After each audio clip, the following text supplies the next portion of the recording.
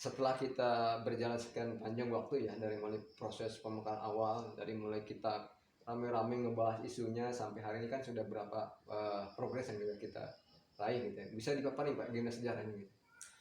Assalamualaikum warahmatullahi wabarakatuh. Waalaikumsalam. Selamat sore waktu sekarang mungkin. Ya. Luar biasa ini sahabat, saya bisa ketemu UIM Ya. Ujang. Beliau adalah sahabat saya waktu dulu sama-sama di Pres.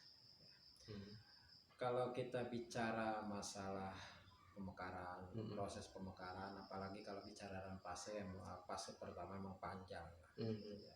Kita diawali sebetulnya sebelum deklarasi itu dari tahun 2007, 2008 kan ide pertama itu muncul di tahun-tahun itu. Bagaimana beberapa orang berinisiasi untuk membuat sebuah organisasi yang emang mewadahi orang-orang yang berpikiran sama tentang bagaimana memajukan Tasik Selatan pasca pemindahan ibu kota pada waktu itu. Karena ibu kota sudah merupakan keputusan politik yang final, sehingga kita sebetulnya merubah ranah perjuangan, yaitu bagaimana kita emang mendirikan kabupaten atau daerah administratif baru di luar kabupaten Singaparna pada waktu itu. Secara undang-undang kita memahami bahwa ada relung dan ada ruang untuk memproses itu. Makanya diskusi terus berlanjut 2008 sehingga akhir 2008 kita sepakat untuk membentuk presidium. Dan hari ini kita awalnya hari ini juga ya. Hari ini yang terbit apa?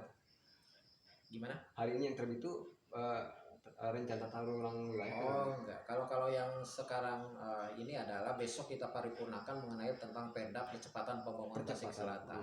Ya. Nah pastinya saya kembali lagi ke PASI lah. Kalau fase yang dulu kan 2009 kita deklarasi. Terus fase yang emang sangat sulit itu bagaimana secara emosional membangkitkan rasa kepemilikan, rasa sebagai orang selatannya. Ya itu alhamdulillah pas itu sudah terlewati, termasuk adanya kesepakatan baik secara politik ataupun administratif di kabupaten. Walaupun emang kita 2 tahap kalau di kabupaten karena ada perubahan undang-undang dari 33 ke 23. Sehingga secara teknis administrasi itu harus dirubah. Makanya tapi alhamdulillah proses di kabupaten selesai, juga sebetulnya di di provinsi juga tidak ada masalah. Ya walaupun lama lah prosesnya gitu ya, Itu berapa tahun Pak dari awal? 2009 lah sampai sekarang lah. 2009 berarti sekarang 13 tahunan ya. Sekitar 14 tahunan lah kita. 13 sampai 14 Enggak sebentar itu Pak. Ya, luar biasa. Jadi ada komitmen yang terus terjaga alhamdulillah bersama kawan-kawan yang dari awal sampai sekarang itu terus pada satu jalur konsentrasi tentang bagaimana pemekaran ini terjadi. Ada satu hal yang sangat menarik sebetulnya karakter orang Tasik Selatan itu bahwa ketika proses pemekaran ini belum satu kali pun kita melakukan demo. Artinya pendekatan secara pragmatis, emosionalis, semuanya disentuh oleh pergerakan rasional. Diplomasi. Ya. Jadi ini yang harus dicatat bahwa pergerakan kita sampai saat ini itu lebih mengedepankan dialogis gitu ya.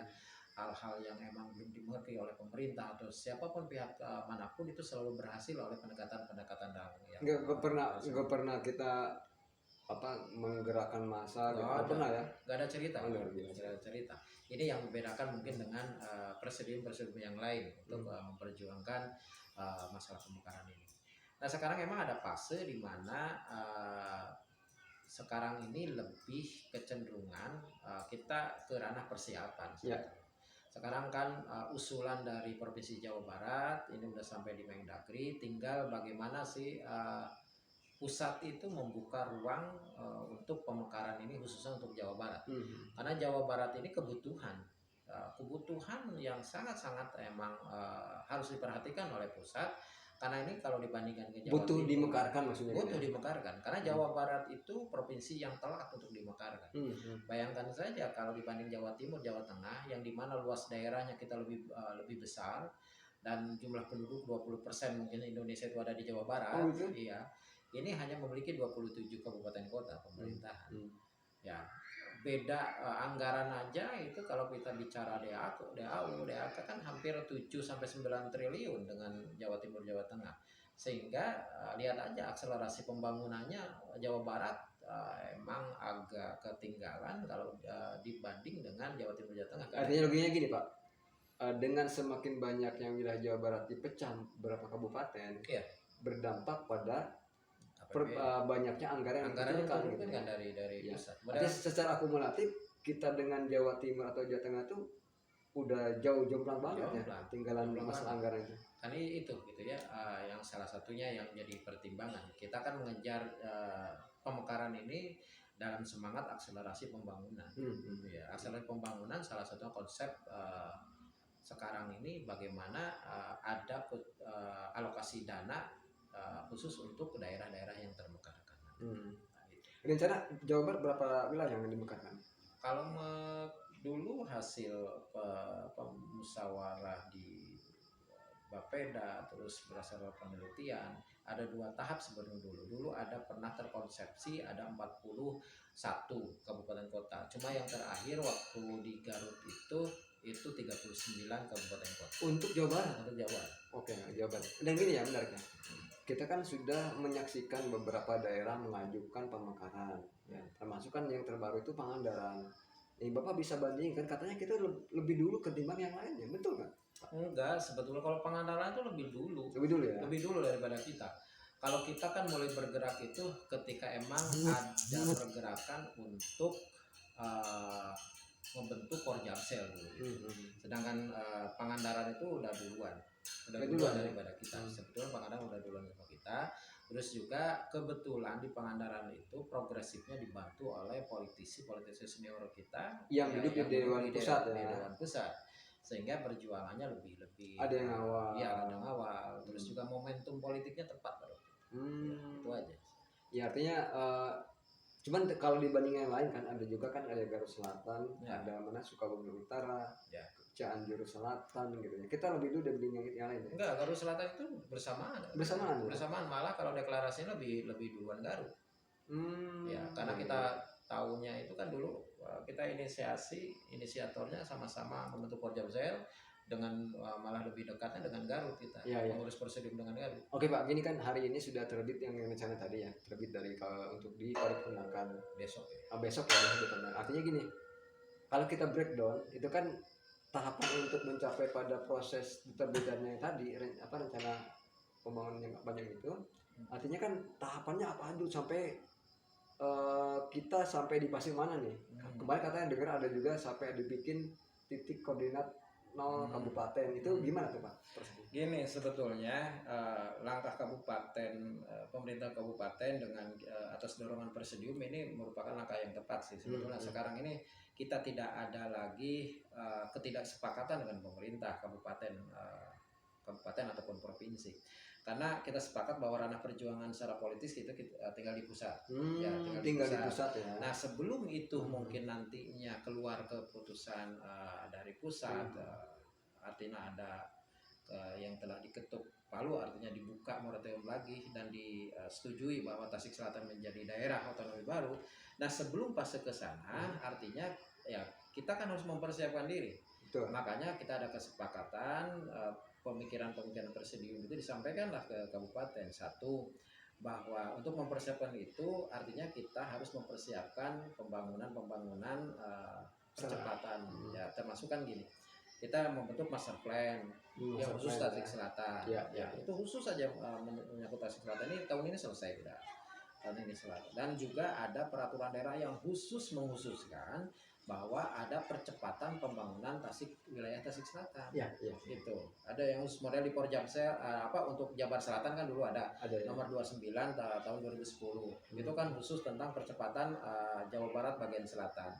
Nah, di kita juga ini dibentuk perdanya semangatnya seperti itu. Satu, untuk paling tidak bahwa Tasik Selatan ini sebelum pemekaran ini ada percepatan pembangunan yang dilakukan oleh pemerintahan kabupaten. Juga ini terkoneksi sebetulnya dengan Perpres 87 yang dimana ada akselerasi juga percepatan pembangunan untuk wilayah Rebana dan Jabar Selatan.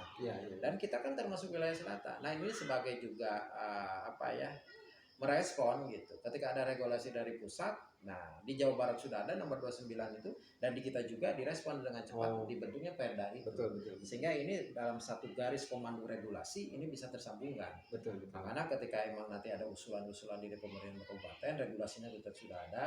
Iya. Nah, tinggal mengusulkan baik di provinsi ataupun ke pusat, regulasinya sudah ada. Tinggal sekarang mah birokrasi dari kabupaten itu ya secara progresif mengusulkan hal-hal itu. Itu oke. Baik gini, dan mungkin yang orang warga atas selatan khususnya yang bertanya-tanya itu kan tentang sentra pembangunan itu sendiri. Ya.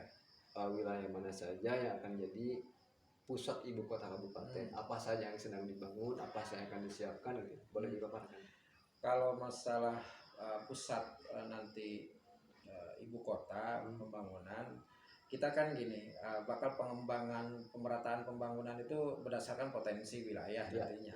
Ya, dan untuk pusat ibu kotanya itu kalau kemarin hasil studi kelayakan ya Kapasda atau itu ada di daerah Karangnunggal. Daerah Karangnunggal, dari mulai ada beberapa desa, dari mulai Karangnunggal, Karangmekar, Sarimangu, terus sampai ke mana? Cikupa gitu. Terus ada di daerah Bantar Kalong ada 2 desa gitu ya, ada Hegarwangi sama Simbang. Yang ada 6 kalau nggak salah, ada 6 desa yang nantinya jadi proyeksi jadi ibu kota. Nah, yang dibutuhkan lagi adalah sekarang itu konektivitas yang menghubungkan wilayah yang 10 kecamatan itu. Artinya prasarana jalan umum ya, prasarana jalan umum, jembatan, penerangan listrik. Yang nantinya ketika kita mempola dan memetakan pengembangan wilayah, di sana kan sudah terpolakan. Kalau emang pengembangan wilayah tapi koneksitasnya tidak berjalan, belum kita siapkan, ya susah. Dan mungkin ini Pak ya, Tasela itu Bapak seperti banyak ungkapan, dia udah banyak kita diskusi dulu kan. Selatan itu sangat kaya dengan sumber daya alam, termasuk ya mungkin kalau bicara PA ini kita punya 2 lumbung terbesar. Nah itu lumbung yang lain ada Pamijahan kan, ada Pamayang sebagai pusat penangkapan ikan gitu ya. Nah yang jadi kendala kan selalu yang masalah klasik itu masalah konektivitas tadi. Ada jalan yang jelek, Bapak udah berkali-kali berjuang dari mulai titik mana Bapak ada Cidadap sampai ini kan, itu kan gimana Pak? Bisa jelasin? Ya itu kan proses yang terus berlanjut. Sebetulnya ada berapa ruas jalan yang statusnya menjadi jalan kabupaten yang harus terselesaikan. Kita sadari bahwa emang APBD kabupaten ini terbatas. Makanya kan hampir 80% kemarin juga kan, mungkin 90% lah kita itu dari Bamprop, dari DAK. Memang kalau dari APBD PAD sendiri kan masih jauh ya. Itu. Makanya kan secara politis ini juga mudah-mudahan bisa terselesaikan ketika emang secara politis ini bisa didorong oleh provinsi. Dan mungkin ini Pak, yang dulu kan sering kita bahas tuh dulu. Jadi diantaranya itu kenapa pentingnya kita mekar? Diantaranya adalah akses pelayanan publik, seperti misalnya akses rumah sakit. Dulu kan kita udah bukan cerita lagi ya, dulu ketika ada orang mau ngelahirin karena jalannya jelek mau ke Tasik, kita harus rujuk ke tempat yang jauh, itu keguguran di jalan atau meninggal di jalan. Nah, kan dengan adanya fasilitas umum di kita ini, itu kan mempermudah dan orang jadi semakin cepat untuk proses pelayanan yang sifatnya dibutuhkan oleh masyarakat banyak gitu. Bisa dijelasin Pak lebih jauh? Ya banyak hal ya sebetulnya yang harus dipersiapkan kalau memang ranahnya ke sana. Ya, kita kan yang dimaksud cita-cita pemekaran itu kan ada beberapa hal. Satu emang akselerasi pembangunan. Terus yang kedua juga pendekatan pelayanan kepada masyarakat atau integrasi pelayanan. Nah ini kan harus emang betul-betul diperjuangkan, disiapkan sedini mungkin sebelum memang pemekaran itu atau proses pemekaran itu ada. Maka kan proses-proses sekarang ini kan yang sifatnya fundamental coba kita dorong. Ya rumah sakit kita kan dari hampir 20 tahun itu tidak ada yang menyentuh gitu rencana rumah sakit. Itu daerah mana rencana rumah sakit? Kalau menurut FS Spesialis Tadi itu sebetulnya koordinatnya sudah jelas. Ya nomor satu itu Karangmekar, itu di Palahlar berdampingan dengan pusat ibu kota. Terus yang kedua koordinatnya yang di Karangnunggal itu di Rahayu. Ya. Terus yang ketiga di Pasir Bugel di Cikupulu. Itu hanya 3 titik koordinat itu. Makanya kemarin kan ketika emang ada tanda kutip mungkinnya ada pembebasan tanah di Bantar Kalong, saya salah satu yang memang tidak sepakat. Tidak sepakatnya satu emang melanggar tentang dokumen perencanaan. Makanya, tapi bukan artinya saya secara tidak sepakat bahwa itu di Bantar, enggak. Tapi tolong itu bereskan dulu administratif, administratif dan segala macam. Jangan sampai kita membangun Karangnunggal itu sporadis gitu, barbar. Seperti kita tidak punya perencanaan yang jelas ke depannya. Artinya gini kan, ini belum selesai ya, perjalanan masih sangat panjang. Ketika pemerintah melakukan kebijakan, artinya perlu ide-ide, perlu masukan yang sifatnya konstruktif dari elemen masyarakat, termasuk kan di dalamnya ada presidium ya di sana. Artinya masih perlu nggak kita di presidium itu ada semacam diskusi, di semacam kajian, semacam studi ilmiah atau debat yang sifatnya ini, perlu nggak kira-kira?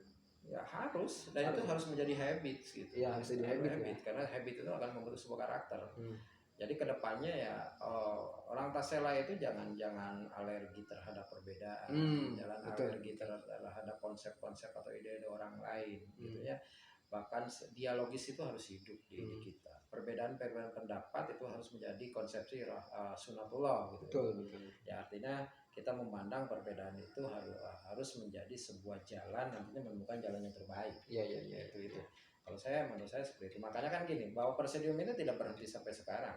Walaupun secara tataran administratif sebetulnya sudah selesai ketika mengantarkan sampai ke pusat aspirasi. Ini malah sampai ke kabupaten juga sudah selesai secara administratif. Nah, karena ketika emang di kabupaten udah selesai, itu tinggal G2G, government to government, antara kabupaten sama provinsi sama ke pusat. Nah, tapi kan di sini kita tidak sebagai bentuk mungkin keberadaan eksistensi kita gitu, presidium. Makanya kita itu dimasukkan di Perda, itu ada pasal yang memaktubkan bahwa bupati itu wajib membentuk tim nantinya. Dan salah satunya elemen masyarakat yang pasti terwakilan adalah presidium. Betul. Dan gini Pak, saya ingin juga kita bahwa yang Bapak tadi bilang tadi, saya juga sebagai perasaan selatan ya, sama-sama di selatan, artinya kita rindu akan sebuah habit, sebuah kebiasaan, sebuah atmosfer yang positif. Karena kan untuk mencapai pemekaran Tasik Selatan ini atau dibentuknya daratan yang baru ini, bukannya perangkat fisik kan ya, termasuk perangkat sumber daya manusia ya. Bagaimana kita membangun sebuah daerah kalau perangkat sumber dayanya nggak dibangun bisa jadi hari gitu, itu kan Pak? Ya kalau bicara SDM ya. Bicara SDM itu kan kalau normatifnya kita bicara masalah lembaga pendidikan, dan sebelum kita menuju ke budaya edukasi, budaya pendidikan, di kita itu kan ada dua kekuatan, satu formal dan non formal atau informal. Ada pondok pesantren yang selama ini terus-terusan ada gitu, eksis di masyarakat dalam arti memperkuat sumber daya manusia, juga yang terukur. Juga kalau sekarang kan pendidikan mungkin pendidikan formalnya saya juga terlibat terus-terusan bagaimana di Tasik Selatan ini menjadi sentral pendidikan juga ke depan yang baik dari mulai PAUD sampai ke perguruan tinggi. Dan saya ngembangin Pak, ketika fasilitas kita udah dibangun kan ya, itu kan kita dilewati oleh sebuah jalur transportasi jalan nasional ya, yang lewat pantai selatan itu. Nah kalau kita punya rumah sakit sendiri, perguruan tinggi yang oke gitu kan, kita bisa jadi pusat juga Pak ya, dari daerah lain bisa jadi ke kita kan, bisa gitu. Bisa, model kan sekarang kita sebetulnya satu langkah udah kalah sama Pangandaran. Pangandaran itu konsepnya selain dia emang dua hal yang dikembangkan oleh Pangandaran itu kan edukasi sama pariwisata. Nah pendidikan kan udah mengenai Unpad, terus kita dengar juga ada 10 hektar yang dihibahkan oleh ke UIN gitu. Terus juga saya rasa Gontor juga mau buka pendidikan di sana. Jadi kan model prototipe Jogja kayaknya mau dipakai. Dan gini Pak, filosofi pemekaran kalau katanya kalau Pangandaran itu dimekarkan karena sudah layak, karena punya banyak fasilitas. Sementara filosofi kita kenapa butuh mekar, justru karena kita kekurangan ya, akses yang jauh dari pusat ibu kota, akses pelayanan publik yang begitu rumit, jauh dari pusat. Jadi kita berangkat dari kekurangan, kalau mereka berangkat dari kelayakan. Betul seperti itu. Sebetulnya malah saya nggak berpikir Pangandaran layak dulu lama ya. Kita mengenal Pangandaran hanya pariwisatanya aja, hanya satu lingkung itu kecamatan Pamarican atau apalah, saya nggak itu, di situ aja fasilitas untuk pariwisata aja. Sebetulnya sama-sama nggak layak. Kalau kilo dari daerah pariwisata itu lebih parah daripada kita sebetulnya. Iya. Pangandaran itu hanya mengandalkan itu. Iya. Sebetulnya gitu ya. Bahkan bentangan laut di kita juga tidak kalah. Kita punya 66 kilometer gitu ya. Potensinya masih perawan, masih belum kita gali. Tinggal kita emang unsur kreativitasnya aja dimunculkan. Artinya kan gini, kalau bicara fondasi layak atau tidak layak, kalau di kita ukurannya, kalau ukuran secara garis besar katakan, kalau secara PAD itu ada 42% PAD itu dari wilayah selatan yang 10 kecamatan itu PAD yang dihasilkan ke kabupaten. Terus secara politis gitu ya, secara politis itu kan suara politik itu hampir 43%-an juga dari selatan. 10 kecamatan itu. 10 kecamatan itu bayangkan kan di kita tuh hampir 600.000. Sedangkan suara penduduk itu kan 1,8 kalau sekarang sih. Iya. Artinya sebetulnya potensi di kita itu sudah punya modal tersendiri. Dari 39 kecamatan, kita mekar 10 kecamatan dan suara maupun bentangan lain kita mencapai lebih dari 40%. Iya. Soalnya kan gini, penduduknya 1,8 juta. Di kita itu 600.000. Itu kan udah layak. Terus PAD yang dihasilkan 42% dari kita itu ada pemijahan dari laut, terus kemarin dari pertambangan, dari ya. Jadi sebetulnya jangan terlalu underestimate lah bahwa kita sebetulnya mampu. Tinggal kita pengelolaan ke depannya. Toh yang daerah yang mekar itu bukan nantinya kan bakal dipersiapkan juga oleh pusat dari segala hal. Tinggal kita menggaidnya dan emang merencanakan sebaik mungkin sehingga arahan pemekaran itu sesuai dengan tujuan. Oke, berarti kan gini Pak, kita hari ini setelah proses perdatangan ini, kemudian kan satu langkah di pusat itu tinggal menunggu tanda tangan dari presiden. Artinya kan setelah tanda tangan presiden belum selesai kan ya, ada katanya 3 tahun daerah persiapan itu bisa ditekan gitu. Ya itu kan 3 tahun daerah persiapan menjadi tanggung jawab kabupaten, provinsi, juga dari pusat nantinya sama-sama melaksanakan proses satu persiapan pembangunan, hal-hal yang memang substansial, ada pusat pemerintahan, yang lainnya barang tentu 3 tahun itu tidak akan selesai. Terus yang kedua menyiapkan perangkat SDM-nya, ya unsur-unsur pelaksana pemerintahan, dari mulai legislatif dan eksekutif sampai ke pemilihan. Dan dari 3 tahun itu juga terevaluasi sejauh mana pengembangan pemekaran ini dan juga proyeksi ukuran ke tahun berikutnya melalui yang 3 tahun ini, apakah layak atau tidak layak. Kalau emang tidak layak ya dikembalikan. Atau sebetulnya konsepnya malah yang tidak layak ibu kota itu malah digabungkan lagi. Ya, ketika mereka ditinggalkan ternyata di sana ada problem gitu, masalah.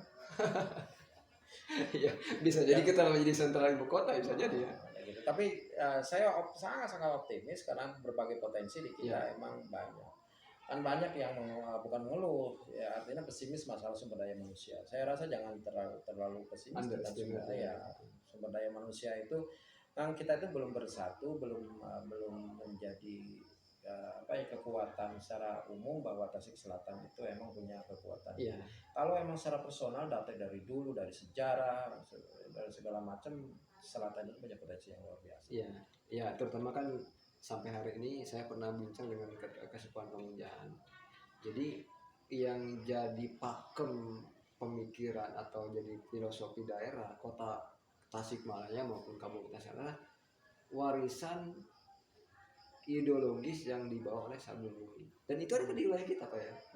Artinya kan secara spiritual, secara keagamaan kita malah menjadi referensi untuk daerah penyangga yang lainnya. Malah kan gini, tapi ala panjang ya.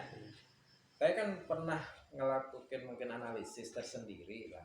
Walaupun penelitian secara akademisi mungkin belum dilakukan secara betul. Tapi paling tidak gini, Selatan itu saya coba berpikir kenapa gitu. Kunaon sih waktu harita kenal Selatan teh kaki dulan teh ngang tilu hal.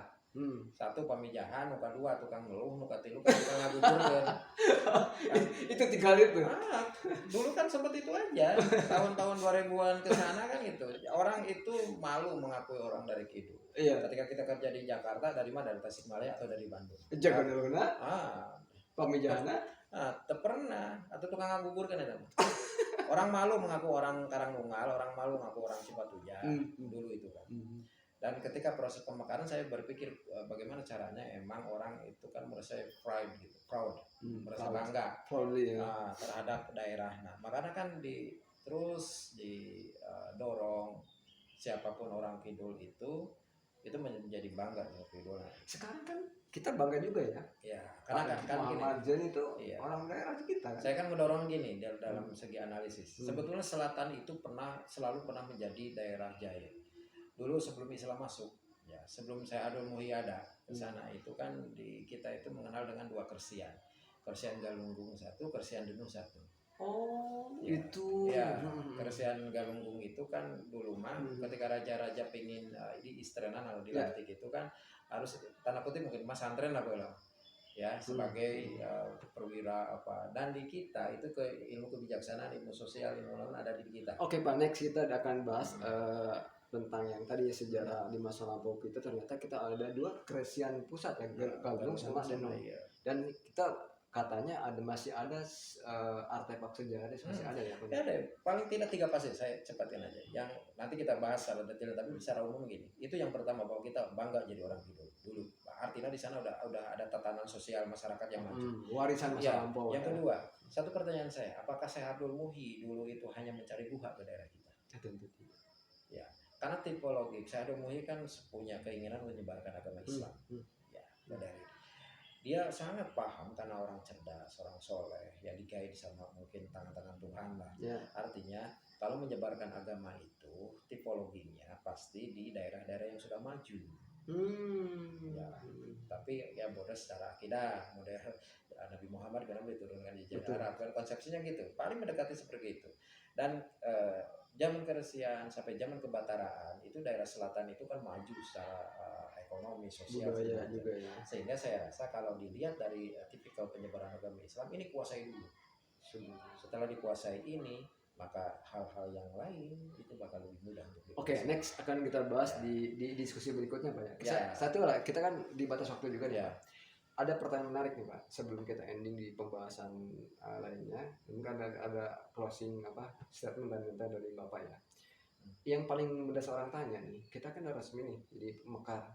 Persoalan nama, Pak. Kita mau pakai Tasik Selatan kah atau Tasela atau nama lain, misalnya nama Karanggununggal. Ini kan jadi perdebatan juga, yang mana yang udah kira-kira udah jadi kesepakatan orang-orang di selatan selama ini. Kita udah sepakat sebetulnya. Masalah nama nanti akan kita bahas setelah emang keputusan dari pusat itu ada. Artinya belum mengerucut pada saat itu. Karena kita tidak mau terjebak malah berdiskusi yang tidak substantif, itulah itu masalah nama. Kita itu udah kita buat kesepakatan dari presidium yang 10 kecamatan itu untuk masalah nama kita akan godok dan kita akan ambil nama yang paling tepat nantinya setelah emang ada keputusan dari pusat. Nah, pada dia kan gini, Pak, kita bisa bicara dia optionnya. Pertama kan ada yang ngusulin nama tuh karena wilayah kewadanan karena yang mencakup beberapa kecamatan. Ada yang usulin apa? Pamijahan. Ada Pamijahan, ada yang lain sampai Tasik Selatan dan seterusnya gitu ya. Oke, next. Ada yang isu baru nih katanya. Itu kan yang 10 kecamatan udah fix nih gabung di Tasik Selatan. Karena ada daerah lain yang mau gabung di mana aja, Pak? Kemarin itu kan kalau melihat dari Perda nomor 29 tahun 2010 yang Jabar Selatan, itu kan ada Bojong Gambir, ada Taraju, ada Sodong, itu termasuk wilayah yang disebut Selatan. Betul. Dan kalau dulu Sodong itu ada yang mau juga sih ke sini gitu kan, cuma kita udah terlampau secara administratif sudah diserahkan ke sana dan menjadi SK. Belum, ini nggak bisa dirubah lagi? Bisa. Masih bisa ya? Bisa. Kalau ketetapan finalisasinya kan dari pusat. Oke. Baik, Pak, untuk sementara kita ini sengaja mungkin kita habisin ya biar ada perasaran juga kan.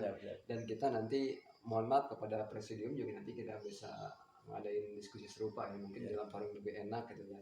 Ini cuman ide Pak Asep dan saya. Oh ya, belum kenalin ya. Ini Pak Asep. Saya peluru anggota Dewan dari Partai Golkar dari Dapil 5 dan saya Ujang Yusuf Maulana dari media insiden24.com Pro Media Group.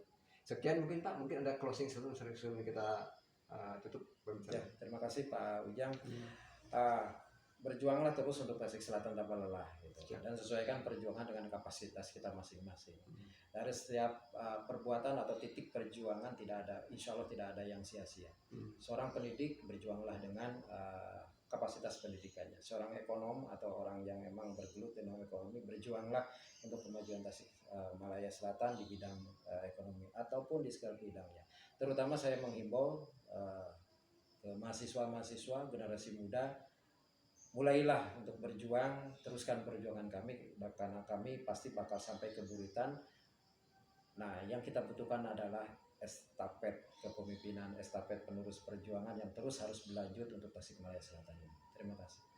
Baik, pemirsa, itu yang dapat kita bincang sore hari ini, dan ini acaranya dadakan Pak, ya nggak konsep apa kita alami aja gitu, dan mungkin kita akan ngadain lagi acara diskusi serupa mungkin yang dengan tema yang lebih seru dan lebih luas serta diperkaya temanya. Dan saya ucapkan terima kasih. Apabila ada kekurangan kata atau ada yang salah, saya mohon maaf, juga Pak Asep juga mohon maaf, dan kita sama-sama dalam satu visi perjuangan Tasik Selatan. Terima kasih. Assalamualaikum warahmatullahi wabarakatuh. Waalaikumsalam.